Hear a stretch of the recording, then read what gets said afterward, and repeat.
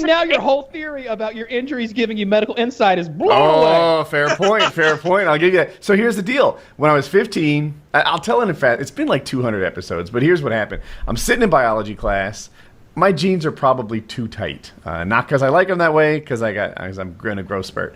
And my balls hurt. They hurt a lot. And I don't know what to do. I'm just trying to get more comfortable, but I think nothing I could do seems to relieve like this tension and this problem that I'm having. I go to the teacher and I say, "Can I go to the nurse?" And this teacher was kind of a hard ass about sending you to the nurse, but she sees me. I'm pale as a ghost, beads of sweat pouring down my face, and she like makes a classroom example. Like, you know what?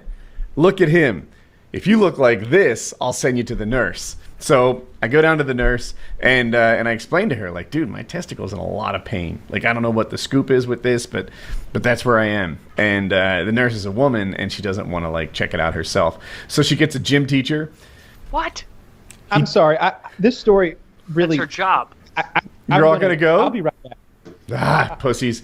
So she gets the gym teacher. The gym teacher kind of cups it, and he's like, I don't know what's going on here, but there's nothing normal about this, you know? So they call an ambulance, and thankfully, to their credit, these adults were somewhat socially aware. They literally timed the ambulance so it would come between classes. Like at this school, the way the classes work, there were these half periods. Their classes changes every like 18 minutes. And they like strategically got the ambulance in and out such that like the whole world wouldn't see me and have questions. So we get in the ambulance, we zoom to the hospital, and I'm in the emergency room, and I'm like, am I like faking? Because I'm really like moaning and playing up the pain, but I'm in a lot of pain. And my father at one point was like, good, you got this. Because they're all giving me like first attention. I'm like butting in front of all the other patients. And thankfully they did, because this is time sensitive. You've got something essentially choking. And what it is your testicle spins in place, which is why I thought that they could do that.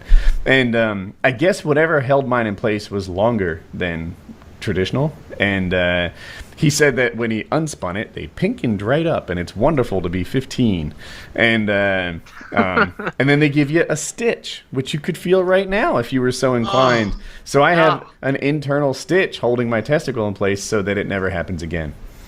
And the other one was like a little turned, but not choked. So he gave me a stitch in that too, just for good measure. So is one of your balls just always attached to like the wall of your scrotum? Like just like... Both of them are, but I don't really know any different. Like I both of them are held in place. Yeah, and it's been like that since I was 15. So I don't really have like, and you know me and puberty, that at 15 was just the beginning. so like I don't really have like a long like post puberty. Like I don't really know what happened now, and then you could feel the difference after for the rest of your life. Like if it happened to me at 24, I'd be like, oh, this is what normal balls are like, and this is what like they're not like. But it happened to me at 15, and Wolf probably doesn't know, but I was like, no hair on my legs, no armpits, no muscles, no anything. At 15, I could pass for 12. So I don't really have a lot of like post-puberty testicle experience. I only have my bionic balls to go by. Wow. So that's wow. Yeah, that wins the pain off, I think. Well, I've got a funny little story. There's What do you got? Something that I had that hurt a lot, and I think it didn't hurt me as much because I thought I actually broke my penis once. Yeah. And I had a young lady who was jumping up and down to me in reverse cow. That's how it happens. That's exactly how it happens. So such risky business. And it was... They're so reckless up there. Very painful, and I heard a crack, and I pushed her off, like, she flew across the room, and I was like, just curse word, yeah. And I was like... It was just... Oh, it was the scariest thing of my life, bro. And I was like, okay, you know what? Because you did it hurt, or did you just hear a noise? Oh, it hurt bad. It hurt, and I thought something was bad. And I was like, "You good, man? You good? You okay? We good?" And she thought I was talking to her. I go, "Shut up! Are you okay?" I was like, "Oh my!" It was the scariest thing, bro. And was it like, totally just a non-event? Like it hurt, but you were fine. Like you weren't crooked for the next 18 months. I think it was bruised or something. It just didn't. I bet you broke some blood vessels. I bet you broke some stuff in there. Now you can break that thing and permanently damage it and your sensations. But yeah, women need to learn. I'm trying to think of how to say this, but if you're going to ride a man's penis, you should really learn more about penises and how to ride them. Otherwise, you're going to do some up and down bouncy thing that you saw in a porno once, and you're literally going to break my cock. And if you do that, then that whole domestic violence thing,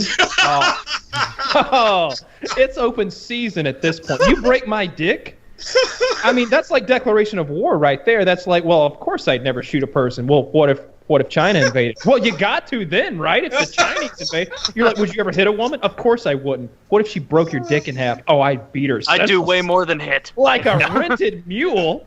Like, ladies, if you're watching, here's what we want. Keep it deep. Keep it deep, right? The only trouble we're running into is because you're getting high, right? This is a gallop, not a trot. Keep it in.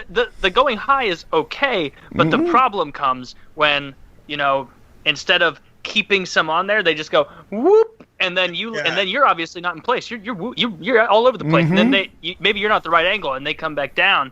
I don't want to talk about it anymore. And you're off kilter. See, that's why I've got to keep it deep, right? If they're just working it like this, then you're in good shape. It's not until they start doing this that you've entered the danger zone. That's why you got to. I really wish I had a dildo, because you both had like ink pens. I wish I was like, yeah, it's like this, and like had a fake pussy and an actual dildo. So guys, what you want to do? Fucking the black guy breaks out the 12-incher. That is all serious though. That's a real problem that is never talked about. Because you know that little feeling of like stress you get when you can see that there's someone's getting a little bit too gung-ho-y, and you're like gung-ho, and they're it's you've got to put your hands there and look. I learned long ago that the best thing to do if something during sex isn't going your way, if you say things the correct way, you won't offend anyone. But if she's gnawing on your dick, you've got to say something. If she's sucking on it like she's trying to peel a carrot, you got to be like, whoa. This isn't working. We've got to do something different. And likewise, if she's bouncing up and down your cock, and every time she goes up, you're wondering if the downstroke is going to be the last sexual experience you ever have, something's going wrong there too. She doesn't know how to ride your penis, and should probably talk about that. That's not even a great position anyway. I'm not a big fan of the reverse cowgirl and the riding and everything. No, I would much rather be in control, because all right, so what's the determining factor for how long the sexual experience lasts? Is it how much fun she's having, or is it when am I going to come? It's of course when I'm going to come. So I don't want her in control. I want to be in control, because then I can make this ride last 45 minutes or 3 hours, whatever you want. But if you're on top just bouncing up and down, and half the time I'm worried you're going to break my dick, and the other half I'm worried you're going to make me come too fast, then that's not fun for me. I would hope it's not 3 hours. Even 45 minutes is on the long end. I don't know where He wants to have sex for 3 hours. Well, that's what you need. A good hour can happen if you do. Nah, you want things to be raw and chapped. You want lots of. You want that to be the only sex you're having for weeks. Taylor knows. Yeah. Yes. I swear, if you have sex for an hour, expect some time off. What we do, what I like to do, I guess, is we'll have sex until the point where, like, maybe she'll come or I'll be about to come, and then I'll be like, hey, let's watch some TV for a while. We'll have like a 30-minute cool down period. So when you're doing it that way, then you can have like this fuck session that just keeps getting crazier and crazier, but lasts for 4 hours. Yes. Whereas if you just fucked her 4 times, like by the 4th time, you're just like, let's knock this out real quick, all right? Because in my world. In my world, she pretty much determines when we have sex. I determine when it's over. That's how it happens. Yeah, that sounds so rapey. I know, right? It's like really? in Spider-Man. He's like, I got you for 3 minutes. What does he say? Like 3 minutes. I don't know where you got rapey on that. I was just saying women say no, and you're like, I decide when it's over. Yeah. The guy determines when it ends. Get in my van and let me take you home. Walk. Had to make it rapey. Now that we got a little rape out of the way, let's get an ad. Advertisers love it when we Put it right next to. Yeah, well, speaking of rape, do we have Casper mattresses or anything like that? Recently heard, and maybe correct me if I'm wrong, but the gentleman that we had on